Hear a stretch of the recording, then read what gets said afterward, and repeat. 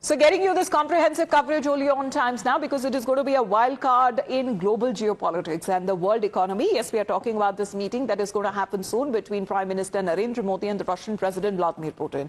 Now, President of Russia Vladimir Putin will be arriving in New Delhi on a state visit to India for the 23rd India-Russia Annual Summit. Now, during this two-day visit, President Putin will be holding talks with Prime Minister Narendra Modi, as both of the leaders will be exchanging views on regional and global issues of mutual interest. A number of agreements are also expected to be signed, including areas related to trade, economy, healthcare, academics and culture. And this visit will provide an opportunity for the leadership of India and Russia to review progress in bilateral relations, set the vision for strengthening the special and the privileged strategic partnership as well. So in about 10 hours from now, as we are looking at the arrival of President Putin to India, and he will be hosted by Prime Minister Narendra Modi for a private dinner. And this is going to be for the 17th time that two leaders are going to be meeting. As far as what's going to be this visit as a trump card, because here is where the geopolitical question now arrives.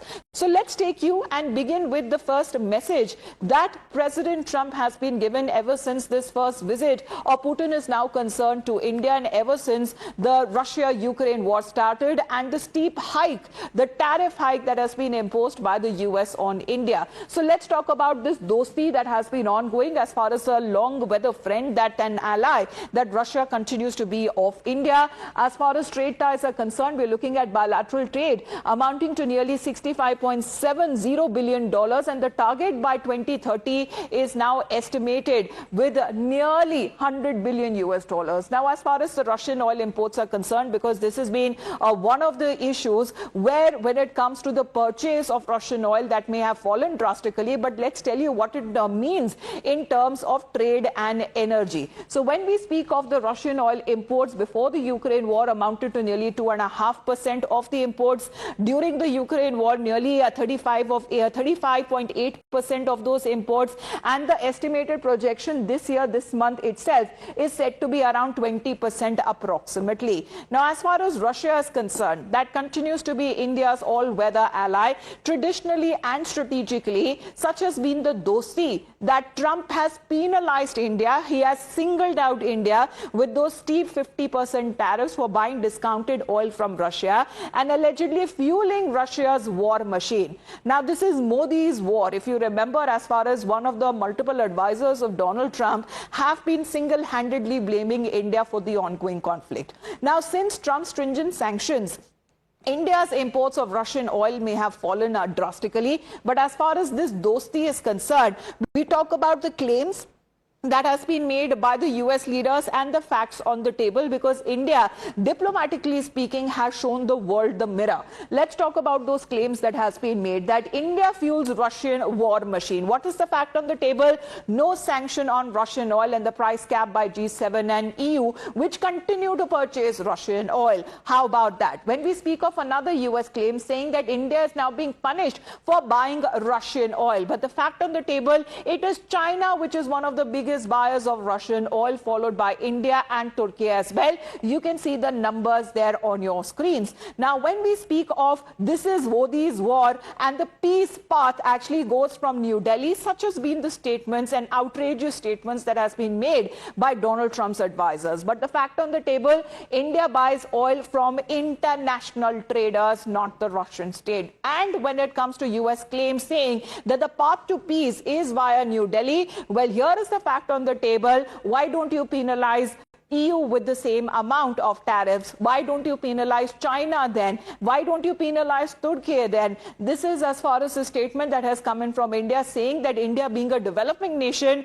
all of the purchase and Russian oil imports are derived from the market factors. As far as the US claim being that sanctions on India is only to end the war, well, the facts on the table is that the EU still continues to import Russian crude oil. Why aren't we looking at steep sanctions there? EU sanctions exempt US and Canada. EU sanctions exempt Japan till 2026. But such kind of a leverage, such kind of exemption is not coming in for India's way. So let's connect with Srinjoy on this, because all of these long-standing issues that we have seen, Srinjoy, Russia has been a time-tested partner for India.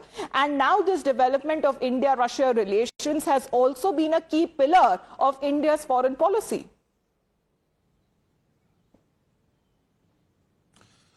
What India remembers most is the support of the Soviet Union in 1971 during the Bangladesh crisis. Now that is something India has not forgotten, and that is why Russia remains such a stable ally, friend and partner. That's really the first thing. As far as the oil issue is concerned, yes, India has been buying Russian oil, but this in the past was something America approved of. Let's not forget, the Americans themselves said that when India buys Russian oil, then it keeps world prices down.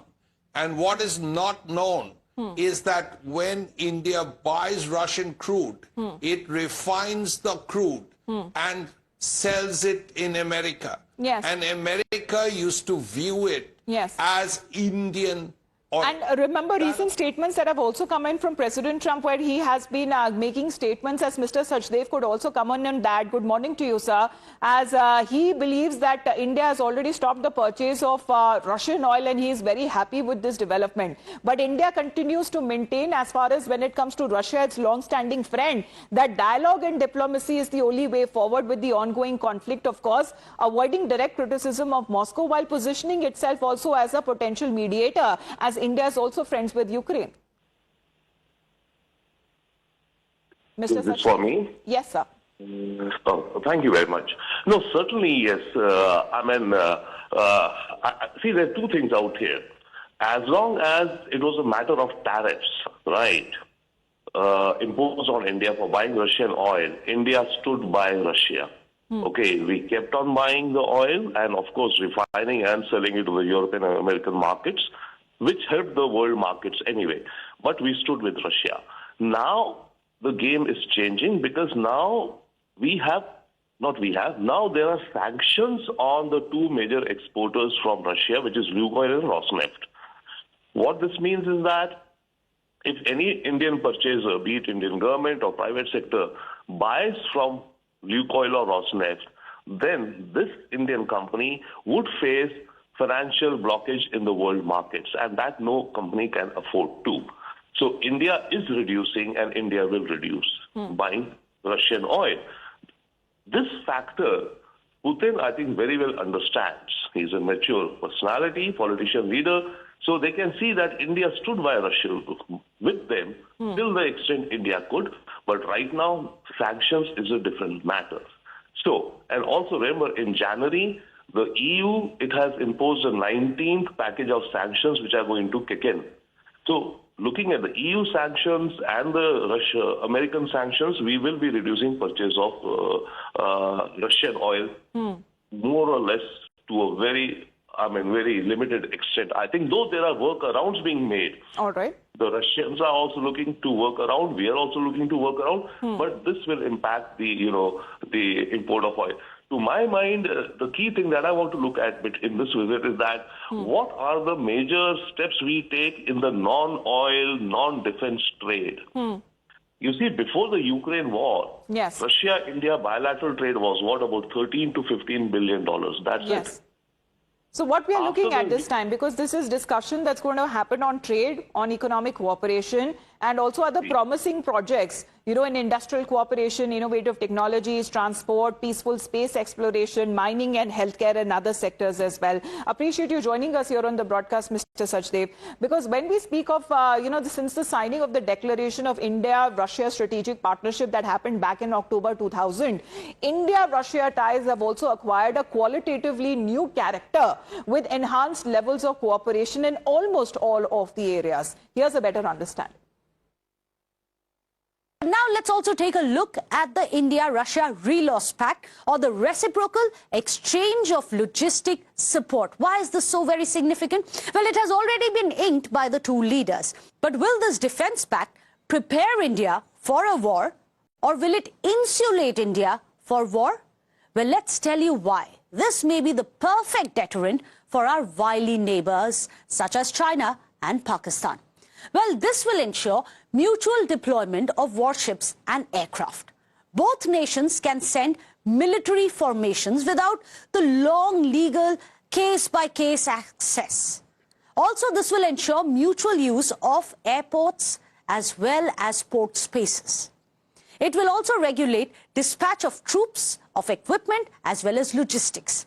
It can be used for non-military purposes as well and will help in humanitarian aid, in disaster relief efforts as well. So, Relos pact wouldn't be about fighting wars, it would be about showing India's strategic flexibility to both Pakistan and China. Why? Well, here's why. When it talks about fuel, ammunition and repairs, this can be done anywhere and much faster than before, because now warships can refuel without returning to their home bases. Aircraft can land, it can refuel, and it can be redeployed from friendly bases as well. Damage can be repaired to any aircraft outside of India. Doesn't need to come back to India, get fixed, repaired, and then sent. It can be done at friendly bases as well. Also, it ensures that there are going to be no diplomatic delays in case there is war. Aircraft, warships, access is already pre-approved. So it's going to be much faster because the process has already been put in place. Also, backup bases. What do backup bases for India means? Means higher survivability. That means, let's say, tomorrow our ports are under attack. It gives us alternate ports which are being made available to our forces. In case there are emergency landings which are required, it is going to be guaranteed with a friendly airstrip. Also, longer naval reach. That's going to be very significant. That means India can now have longer patrols for our ships because the ships don't need to return to home base to refuel and then get redeployed. They can continue with their journey, their patrolling after refueling at Russian bases as well. Also, at a time of evacuation and crisis response, it's going to increase that significantly. It's going to ensure that there are faster civilian evacuations via Russian facilities, which will be available for India. Now, the deterrence effect. That's very significant because now India will not be running dry, nor is it going to be isolated just in case our neighbors are up to their own tricks. India can fight much beyond its shoreline as well, as I was telling you with the patrols. Now, this is what Relos will, however, not do. It's important for us to point that out as well. It does not say that this is a war pact. It is logistical support, not a war pact. It will not ensure automatic military support either. It will not give joint fighting in case there is war. Also, it does not allow for the use of foreign troops in war. It also does not talk about any shared command either. Also, it will not allow for permanent stations. But will it be one of the biggest deterrents against enemies of India? Well, for all you know, this visit by President Putin to India may just be Prime Minister Modi's Brahmastra. Many have called it the trump card against those who may turn out to be enemies for India. So there you have it. Russia, without a doubt, is India's biggest defense partner and its strongest ally and dost when it comes to defense deals. What we witness is the might of Russia's S-400 systems during Operation Sindoor, but which helped us shield against as far as when it comes to our enemies. But Russia being India's largest defense partner, and this is going to be cemented further when we speak of nearly 36% of the arms import that was witnessed in 4 years of 2020 and 2024, and they are now being supplied on part of Russia, amounting for nearly 72% in the years 2010 to 2014. India, meanwhile, has 260 plus Su-30 MKIs and S-400s defense shield as well, which was prominently used during Operation Sindoor. And there is a request for proposal to Russia as well when we speak of the Sukhoi Su-57. Likely that is now made to happen. But right now, what is being said, the defense deal are not going to be on the table, but what is more important is what the deal does not signify. Let's break that down, because this is now coming across, as Meghna has rightly pointed out, what Relos will not do: logistic support, not war pact, automatic military support, joint fighting, use of foreign troops, shared command, permanent stations. This is something that will not happen. But all of that, as far as when it comes to cementing the ties further in multiple sectors, sectors, of areas of interest. That is going to happen between India and Russia. So going back to Srinjoy for a quick live update again, because Srinjoy, what are we looking at as far as Relos is now concerned? Because without a doubt, the biggest defense partner is Russia and the strongest friend when it comes to defense deals. What is being witnessed today is the fulfilling of promises as far as what India has been signing with the defense deals with Russia. Relos, of course, is going to be important. It has been cleared by the Russian parliament, the Duma. India has a similar agreement with the United States of America, and that was signed a few years ago. So it gives India strategic viabilities in many ways. As you rightly said, Relos is important. It's a logistical agreement. We now have it with the Russians. We already have it with the Americans. Now, that apart, as far as defense is concerned, you rightly said there will be no defense deals. Defense deals are not done during such visits, but several things are in the pipeline. You spoke of the S-400. Yes, 3 systems have come from Russia. 2 more are expected next year. Also, since the systems were used, missiles were used, India needs an additional 300 missiles worth 10,000 crores. That deal is in the process, and that will happen in the near future. Those 300 missiles will come to India. Besides that, India is in the market for 5 more systems of the S-400. The Su-57 Sukhoi fighter aircraft, India has looked at, but currently there is no forward movement on the Sukhoi 57. But what we know is that 5 Su-400 air defense systems are S-400 air defense systems are being seriously discussed. And India wants to have 10 of them. 3 for the border with Pakistan, 2 for the Northeast, 1 for Mumbai, 1 for Gujarat, 1 for perhaps Delhi, 1 for training, and so on. Right. So the Sukhoi 57 is not really on the agenda so much. But the we'll be talking about that at length there, Srinjoy, because there are multiple factors that are now at play. But so far, what we are looking at as far as this summit is now concerned, on the invitation that has been accepted by President Putin, there is going to be a number of firsts that is going to be witnessed before the 2 world leaders get together in New Delhi. Thank you very much for the moment for joining us here on the broadcast. We'll just get